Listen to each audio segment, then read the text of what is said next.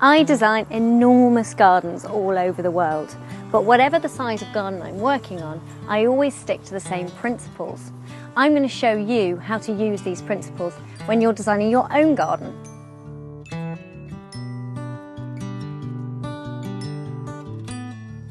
Start by drawing a rough outline of the shape of your garden. Sometimes it can be hard to get this right because very few gardens are actually exact squares. A good tip is to have a look on Google Maps, which will show you the more precise outline of your garden shape. If you're prepared to throw a little bit more money at it, you can actually buy a scale drawing of your plot from Ordnance Survey, and I find that actually very useful when I'm starting to design the garden. Once you've got your outline down on paper, you can start to think about the sort of spaces you want in your garden, whether you want big spaces or small spaces. So it's worth considering, do you want big open areas or do you want more intimate parts of the garden?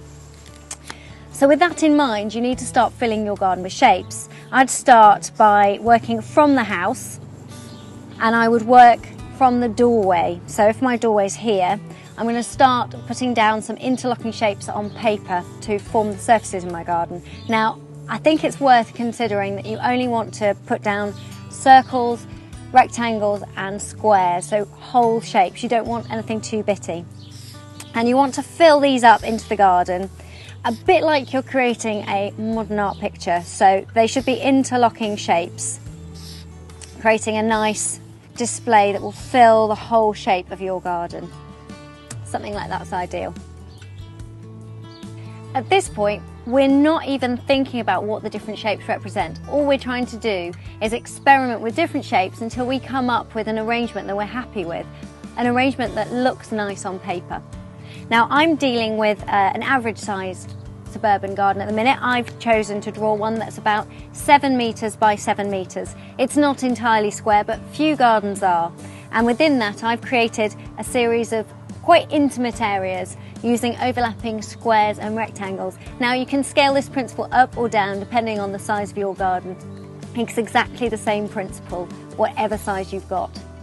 Once you're happy with your arrangement of shapes on your paper, we can start to consider what different surfaces they might represent.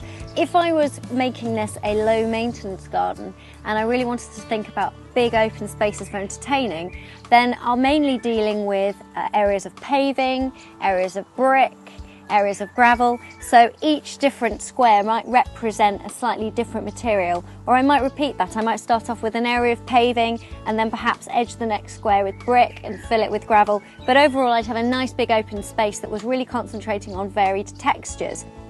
If I was interested in creating a garden which was a little more intimate, I might do something completely different, and I might use the interlocking shapes I've got that meander out into the garden as my hard surfacing, my paths, going from a large terrace, perhaps moving through transition points to a path to a back area for seating that's a bit larger again.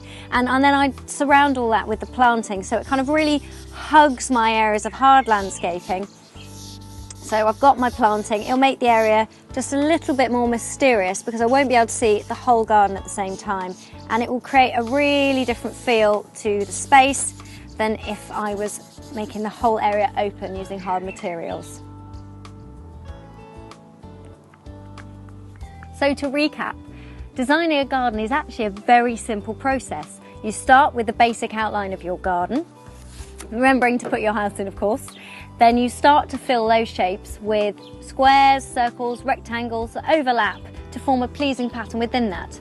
Once you've got a pattern you like, you can start to think about what materials you're using.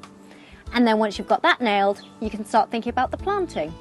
You mustn't forget the height, of course. Thinking about the garden in 3 dimensions is really important. But overall, it's an incredibly simple process.